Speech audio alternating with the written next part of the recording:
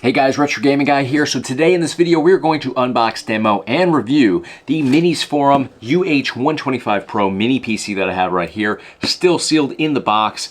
This looks like an amazing option here, very unique design on here. But before we dive in here, unbox this, comb through all the functions and features, and then of course jump into some games, really test out what the performance is like on this mini PC, we got to dive into the specs here, and they look pretty damn impressive. Now this is using an Intel Core Ultra 5 processor, 125H.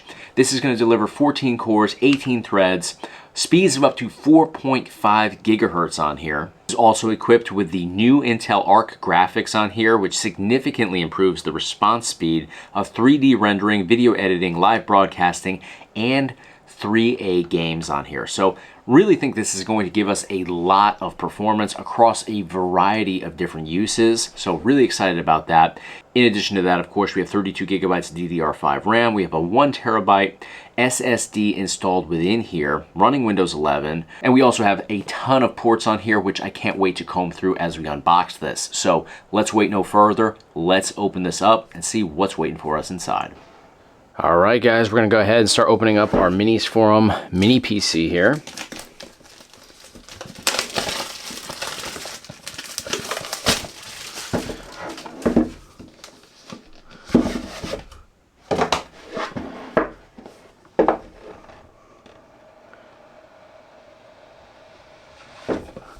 So right on top, we have a QR code attached to this little sheet of paper. If we scan that QR code, we're going to be able to get access to our user manual on here. Let's go ahead and take our mini PC out. I'm going to actually set that aside. I want to see what else is in here first. So down here we have, let's see what this is. I assume this is going to be a mounting bracket. Yes, it is. Perfect. All right, so mounting bracket, so makes it very easy to mount this to whatever you want to fix it to. You can put it on the back side of a monitor if you want. You can install it to the outside or inside of a desk. You can put it on a arcade cabinet if you want to use this for emulation. Power supply cable right here.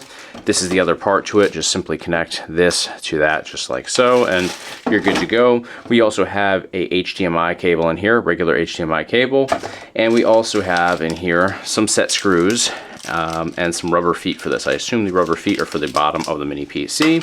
So I'm going to put everything back in here, and we'll take a closer look at the mini PC itself. All right, so here are our extra feet, and if we take a look at the bottom here, there are feet already on here, but if we have to remove those to open this up, which I assume that we probably do in this case with this mini PC, then this will probably come into play, because sometimes you do lose the stickiness to the adhesive on the back side of those. So these, you can see, still have the 3M adhesive backing, so it'll be a fresh start if you do decide to replace those. Now, metal mini PC here, decent weight to it, but relatively lightweight considering the fact that, of course, you know, it is all metal here. So definitely one of the lighter options out there when considering the metallic shell. Power button right over here. If we take a look at the front here in terms of ports, all the way over here we have our audio connection. We have our USB 4 Type-C port. We have 2 USB 3 ports right next to that. Love that for gaming. Easy access to everything that I would need personally right there. If we turn this to the side, ventilation and an SD card slot, which I love that we are seeing SD card slots brought into the mix on mini PCs, because that's something that personally I always had to bring in via USB connection, and that's something that I always wanted to have a USB 3 port for, because I had to accommodate that. With the SD card slot built into this, it's one less USB-A slot that's going to be taken up with an SD card reader. So now on the back side here, you're going to see that we have an Oculink over here, which is awesome. We have a USB-C port right next to that, so USB 4 right there. 2 Ethernet ports over here. We have a display port, HDMI port, regular USB-A port right here, and a USB 3 port right over here. So tons of great options here. You can obviously get a triple display setup going on here very easily. And then all the way over here is going to be our 19 volt power supply connection right there. So ventilation on the side here as well. Now let's take a look at the bottom. If you want to mount this using that mount, very easy to do so. You can see where you would go ahead and fix that mount in place. Now in terms of opening this up, I can see that we have a little spot where we would actually lift the bottom panel out, but underneath all of these feet, we're going to find screws. So I'm going to go ahead and see if I can peel one of these off. There we go. And this is what I'm talking about, and that's probably why they have gone ahead and supplied us with 4 extra feet. This is all adhesive on the back. It's very sticky right now, but when I reapply this, there's a good chance that it, doesn't have that same adhesive bond that it once had, before I removed it. So these will definitely, I think, come into play for most people that are going to open this up, and we're going to open it up. So let's go ahead and remove all of these. And I'm trying to keep them sticky side up so we don't lose any of that adhesive, but we certainly might. So regular Phillips head screws on all of these.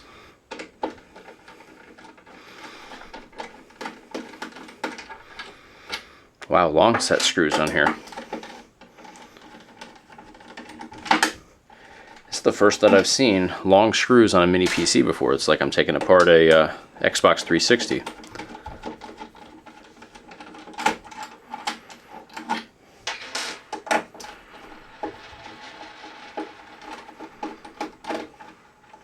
Right there's a little tab that you could probably just stick your finger in there and you'd probably be able to pry it up. Yeah, there we go. If I could do it, anybody could do it. So be careful with this though, because there is a ribbon cable in there. So I'm going to just kind of rest it like that. I'm actually not going to totally dismantle this today. I just want to take a peek inside. So we've got our cooling fan right in here. Everything else is going to be nestled in there pretty good. So this is not going to be one of those mini PCs that's really easy to start making adjustments to.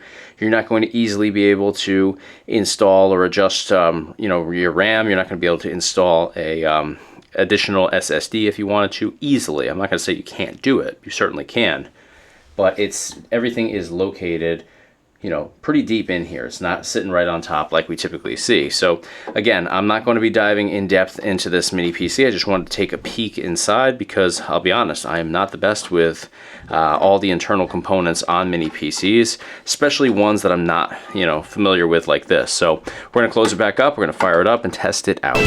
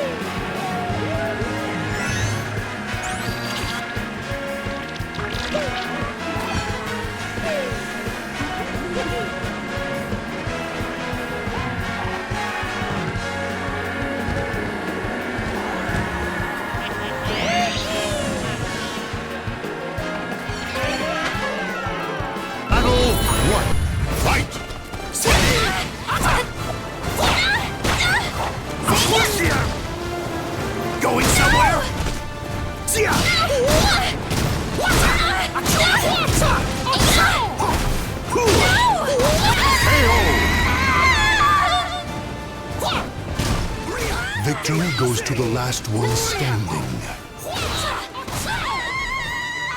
Battle 2. Fight!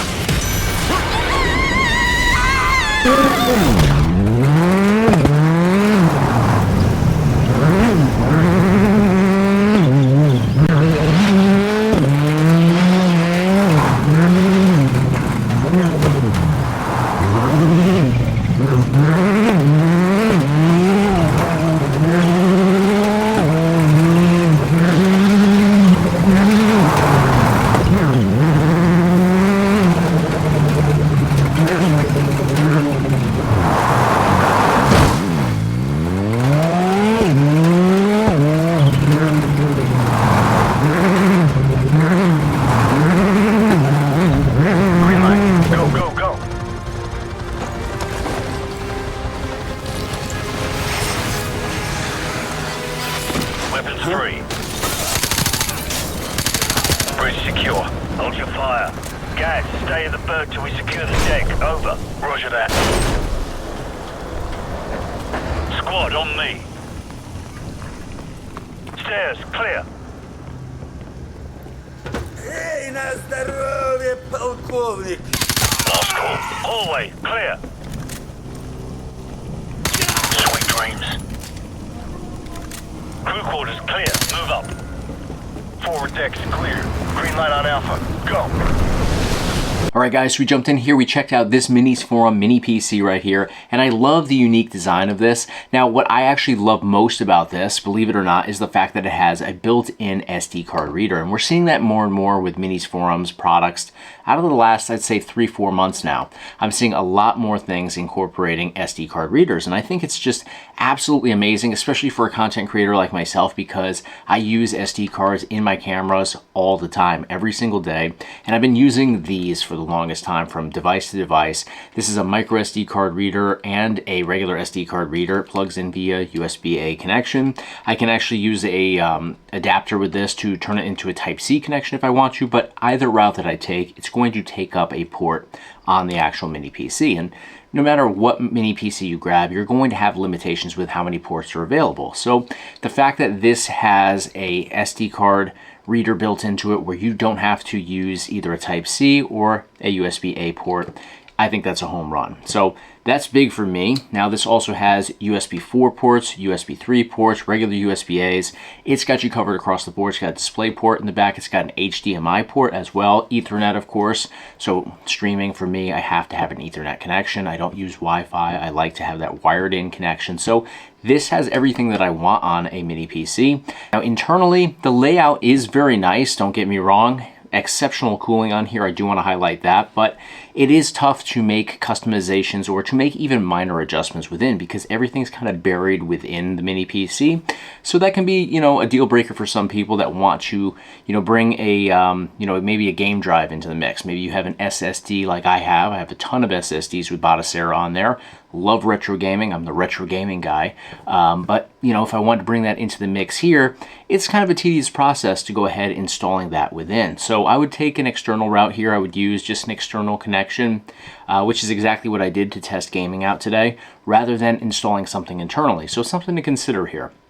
In terms of performance on here, we do have some very good specs on here. Good processor, Intel Arc graphics, which are decent. They're not going to be top of the line for gaming, so you will have some limitations when you want to game on this particular model from MinisForum.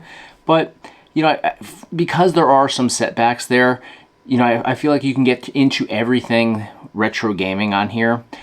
Is it perfect? Not quite. I definitely felt like there were some sluggish games, even with retro video game emulation. Like PS2 was good, GameCube was good, but there were just like random titles every now and then where I just felt like it wasn't perfect.